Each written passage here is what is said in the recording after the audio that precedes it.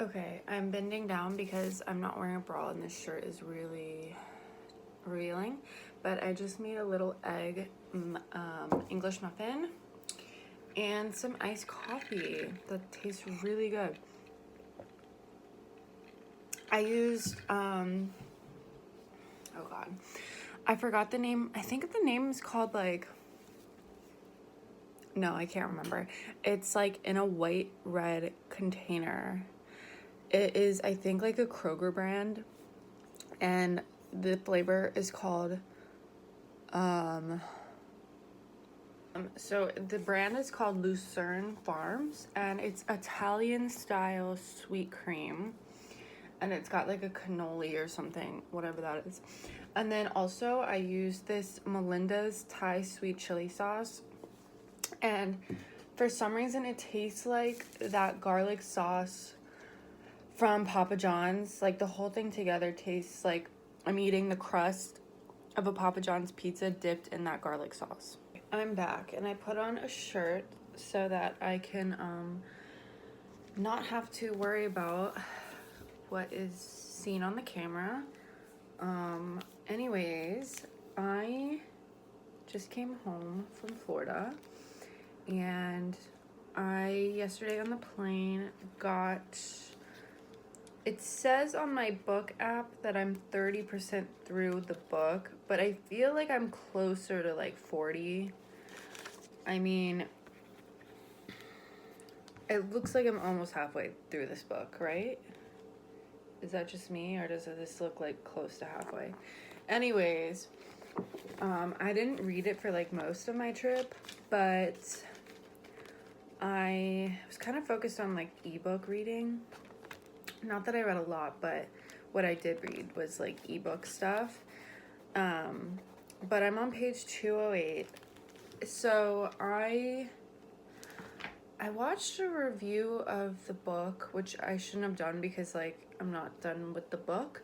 But one of the complaints of someone, I forgot who it was, but they were like, I don't want to hear about this like white man complaining or about his like messed up life or like whatever. And then another person was like, oh, it's so focused on Beamer, the middle child, for like so long. Like we thought it was gonna move on from him, and it hasn't. I actually finally got to the point where it moves on from him.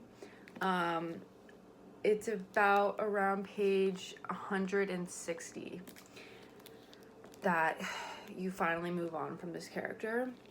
And I just want to say that is like the best part of the book. Not the end of that where they do move on finally, but like the end of his chapter or whatever, his like story arc, his main chunk of like his point of view. That's so far been my favorite part of the book. So I didn't really hate him as a character until those like 10 pages, like from like page 160 to 170 or something like that, where he completely goes off the rails. There's the part where he's like, so him and his wife go to see a psychic, and their marriage is kind of falling apart, but they go to see this psychic, and the psychic is telling him that his third eye is blocked, and he's working on this screenplay for like another sequel of this book, or sorry, this movie that is like some franchise that him and his old business partner were used to do when they were younger, and the other one has moved on and is now doing like a Succession type show, but essentially based on Beamer's family, which like obviously he has some resentment about that, and they haven't really spoken about it yet. I mean, they have now, but at that point they hadn't. And so he's just kind of trying to cash in and write another sequel of this movie, and it doesn't really make sense, and it's kind of antiquated, and has all these issues. And Beamer was never really the writer. It was always Charlie, his partner, that did most of the writing. Beamer's whole thing is like he only has ideas that involve kidnapping because, of course, his father was kidnapped all those years ago. But anyways, they go to a psychic, and he becomes obsessed, and like he really wants to turn his life around and, you know, be a better person, be a better husband, be a better father, and work on this new script. But unfortunately, he gets high on these like old expired seeming drugs, and everyone's trying to contact him. He has to go pick up his wife to go to a recital for his daughter, and his family, everyone is trying to contact him, and he's just like doing all this crazy stuff, like driving to the store, going to his office, going to people's houses. He wants Mandy Patinkin to be the star of his new movie that he just came up with as he was high. So he drives to Mandy's house, and then he gets fired from his agent because he's like harassing and calling people and saying that he's his business partner, which he's obviously not. And so it was just like so destructive, and I was scared that like he wouldn't have any consequences, because that was the point where I was like, oh, I hate this guy so much. Like, I really hate him. And if he does not get consequences for his actions, I will be very disappointed. And he does, okay? So far, his wife wants to divorce him now. He got fired from his agent. And all the money in the entire family is gone.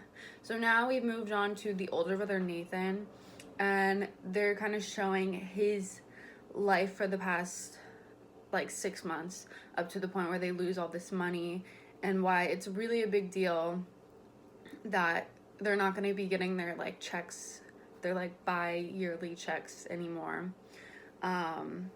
So yeah, I'm really into it now.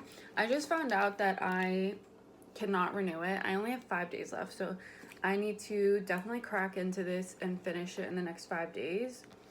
And then yeah, I'm not gonna focus on anything else until I get this done. It is what, the 13th, the 14th. Oh god. Okay, and then I will go back to reading nonfiction, I guess. I don't know, we'll see. But is that all I had to say? Yeah, I think so. Okay, we're at the library. I'm going to return Long Island Compromise. I just finished it like 10 minutes ago. And I have a lot of thoughts about this book.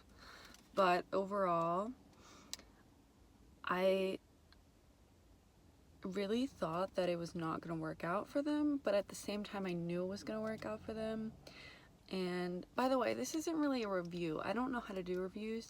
This is more just a discussion, and there are spoilers, but I think if you've seen my videos before, you know that I'm pretty spoilery. So anyways, they end up just fine, and they're still rich. I actually appreciate that because, you know, with all these like Eat the Rich movies out lately, I think we feel good when like rich people lose all their money, but it's really not realistic, you know. This is like the more realistic story in my opinion, and yeah, I thought it was really good. I thought the writing was good. There were points where I felt it would get to a super engaging part where I was like, I can't put the book down, and then it would kind of slow down for a little bit and then pick back up and slow down, and you know, it is very long. I guess like my main critique is that I think it could, I don't know, because it's kind of like an epic family drama, so maybe it couldn't have been that much shorter. I do recommend it. It's like something that you could really spend some time on, and yeah, I'm actually getting Fleischman is in Trouble, which is her first book, from the library. Not right now, I don't think. I don't know if it's in, but I'm gonna pick up some other books. And then in my next video, I'm going to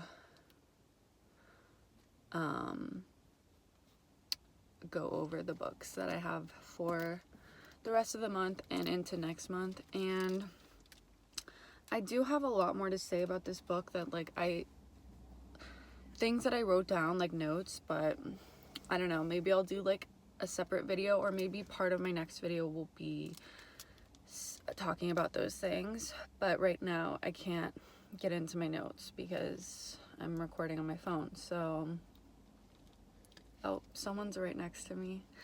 Okay, I'm gonna go in now, and I think this is the end of the vlog. So if you watched, thanks for watching. And it's pretty cold in LA right now, which is nice. And yeah, okay, have a great day.